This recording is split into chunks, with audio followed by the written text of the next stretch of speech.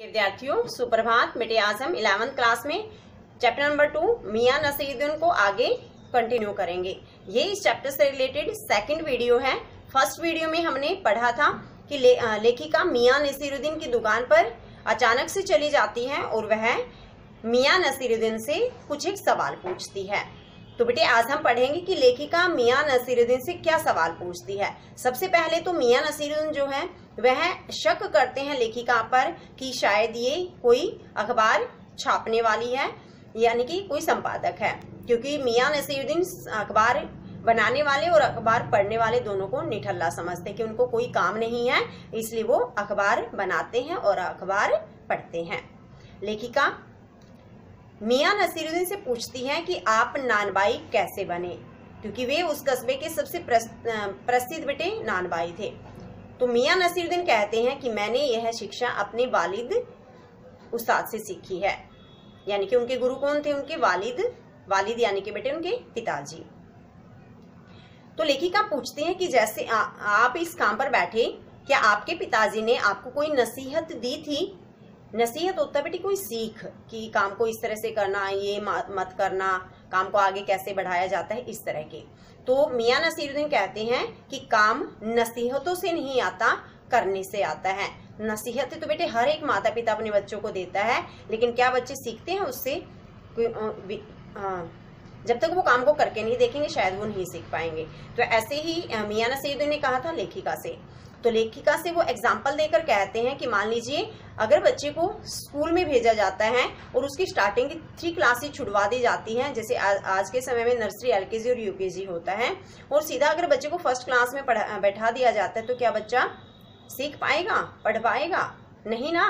तो ऐसे ही उन्होंने अपना एग्जाम्पल दिया कि अगर मैं भट्टी बनाना नहीं सीखता, भट्टी को आंच कैसे दी जाती है वो ना सीखता, बर्तन कैसे मांजते हैं, कैसे साफ किए जाते हैं बर्तन, ये नहीं सीखता, तो क्या मैं नानबाई बन जाता? तो इन एग्जाम्पल से वो अपने आप को बताते हैं कि वो नानबाई कैसे बने थे।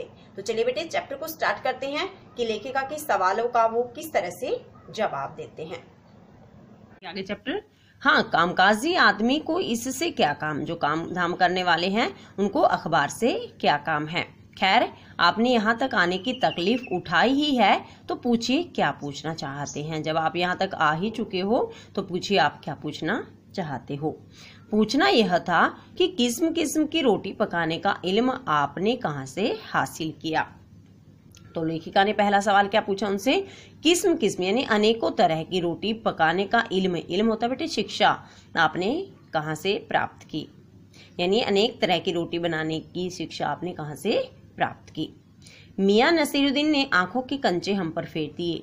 आंखों के कंचे यानी वो लेखिका की तरफ देखने लगे, फिर तरेर कर कहा, रोब के साथ कहा, क्या मतलब है आपका?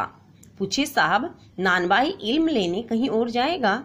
नानबाई शिक्षा प्राप्त करने कहीं और जाएगा?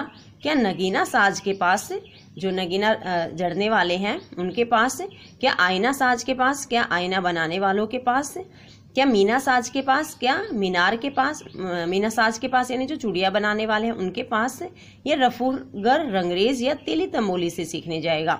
या रफूगर होता है बेटे जिससे कपड़े फट जाते हैं ना, रफू करवाते हैं, वही है रफूगर। रंगरेज होता है जैसे हम कलर करवाते हैं कपड़ों में, ड्राई क्लीन करवाते हैं ना, वही।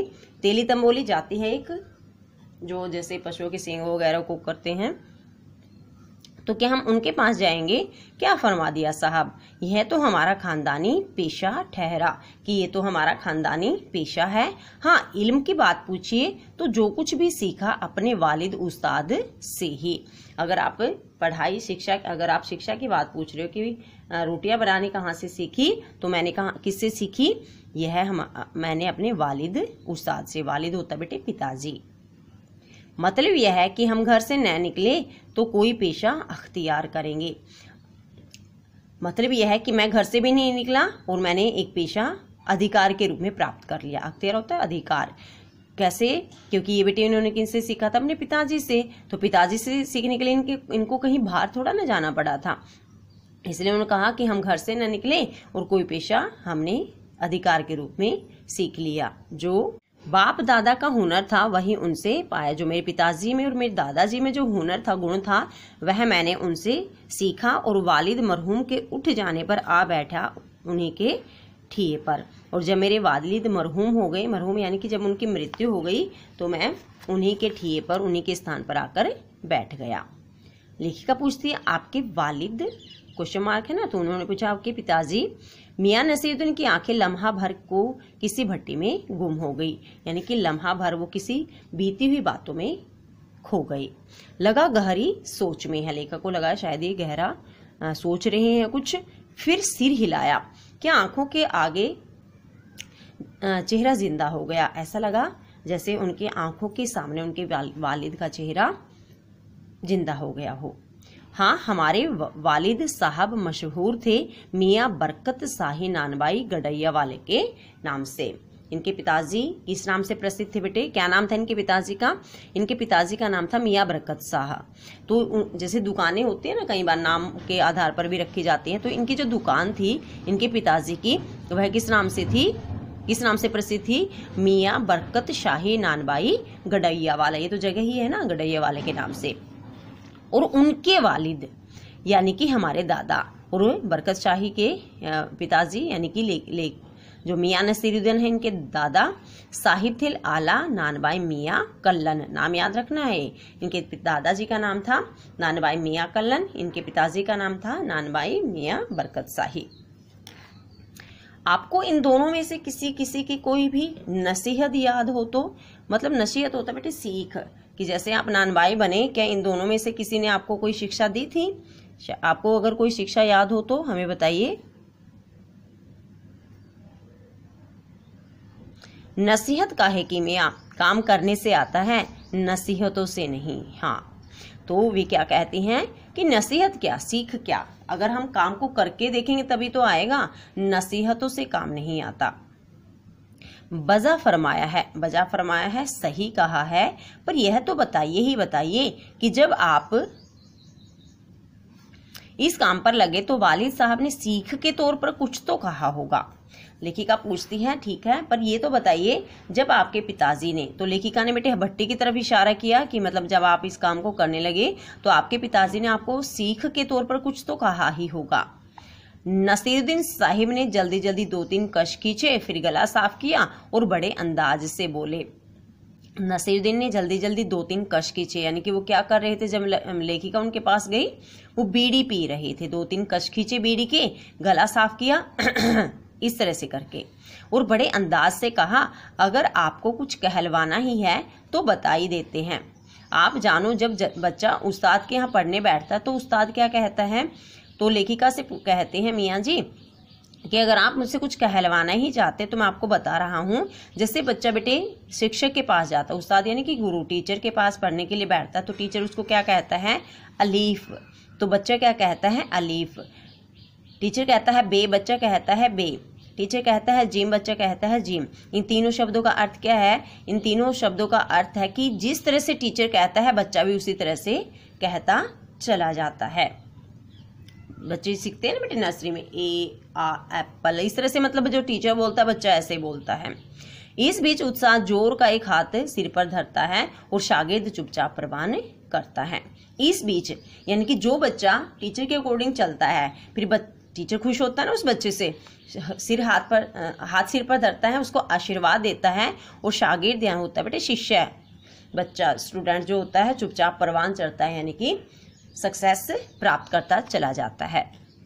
समझे साहिब? एक तो पढ़ाई ऐसी, और दूसरी एक तो इस तरह की पढ़ाई होती है कि जैसा टीचर कहता है, जो होमवर्क देता बच्चा टाइम से कंप्लीट करता है, ठीक है। और दूसरी एक और पढ़ाई होती है। बात बीच में छोड़ सामने से गुजरते मीर साहब को आवाज दे डाली। बात को बीच में ही छोड़ दिया और सामने से एक व्यक्ति गुजर रहा था जिसका नाम था मीर साहब। उसको आवाज दी, को भाई मीर साहब, सुबह ना आना हुआ? पर क्यों? कि आप सुबह नहीं आए? क्यों नहीं आए आप सुबह? मीर साहब ने सिर हिलाया, सिर हिलाकर कहा मियाँ अभी लौट के आते हैं तो बताएंगे, अब मैं लौट कर आऊंगा तभी आपको बताऊंगा। आप दूसरी पढ़ाई की बाबत कुछ कह रहे थे ना कि दूसरी तरह की भी पढ़ाई होती है, तो आप बताइए वो दूसरी तरह की पढ़ाई। इस बार मियाँ नसीरुद्दीन यूं सिर हिलाया कि सुकरात हो, कि हाँ एक दूसरी पढ़ाई भी होती है। सुनिए, अगर बच्चे को भेजा मदरसे तो बच्चा, तो इस बीच मियां नसीरुद्दीन ने अपना सिर इस तरह से हिलाया जैसे बहुत बड़ा ज्ञानी हो वो, और कहा कि हाँ एक दूसरी तरह की भी पढ़ाई होती है। सुनिए, अगर बच्चे को मदरसे भेजा गया है, मदरसा बेटे जैसे जो मुस्लिम होते हैं इनके बच्चे मदरसे जाते हैं ना, हम जैसे हिंदुओं के बच्चों को स्कूल भेजते हैं, इस तरह से मदरसे का अर्थ वही है, स्कूल ही है, ठीक है। मतलब ये मदरसा बोलते हैं, हम स्कूल बोलते हैं, डिफरेंस सिर्फ इतना है। न कच्ची में बैठा, न बैठा वह पक्की में, न दूसरी में और जा बैठा तीसरी में। न कच्ची में बैठा, देखो अब जैसे nursery, pre nursery, LKG, UKG इस तरह से होती है ना बेटे। पहले जो गवर्नमेंट स्कूल थे उनमें क्या होती थी, कच्ची पहली पक्की पहली, बात वही थी, बस नाम ही था, कच्ची पहली पक्की पहली, ठीक है। फिर वो दूसरी में हो जाता था, फिर तीसरी कक्षा में हो जाता था बच्चा। तो मियाँ जी क्या कह रहे हैं लेखिका से कि बच्चा न तो कच्ची पहली में बैठा और न पक्की पहली में और न दूसरी में बैठा, और कहाँ बैठ गया जाकर, तीसरी में। अब हम यह पूछेंगे कि उन 3 जमातों का क्या हुआ, कच्ची पहली, पक्की पहली और दूसरी का क्या हुआ, उन 3 क्लासों का, इन 3 कक्षाओं का क्या हुआ। अपना ख्याल था कि मियां नसीरुद्दीन नानबाई अपनी बात का निचोड़ भी निकालेंगे। लेखिका ने क्या सोचा कि ये जो 3 क्लासेस को इन्होंने छुड़वाया है, मतलब अपने एग्जाम्पल से, तो इनका क्या हुआ, पर वह हम ही पर दागते रहे। पर वह लेखिका से की तरफ ही देखकर कहते रहे, बताइए कि क्या हुआ इन 3 क्लासेस का। यह बात मेरी समझ के तो बाहर है, लेखिका कहती है। लेखिका के अनुसार ये बात तो लेखिका को समझ नहीं आई ना कि उन 3 क्लासेस का क्या हुआ। यह बात तो मेरी समझ से बाहर है। किसने कहा था बेटे, मतलब ये मियाँ ने ही कहा था। इस बार शाही नानबाई मियाँ कल्लन के पोते अपने बचे खुचे दांतों से खिलखिला के हंस दिए। इस बार शाही नानबाई, इनके दादाजी का नाम था ना बेटे मियाँ कल्लन, यानी कि मियाँ कल्लन के पोते मियाँ नसीरुद्दीन अपने बचे कुचे दांतों से जोर से हंसे।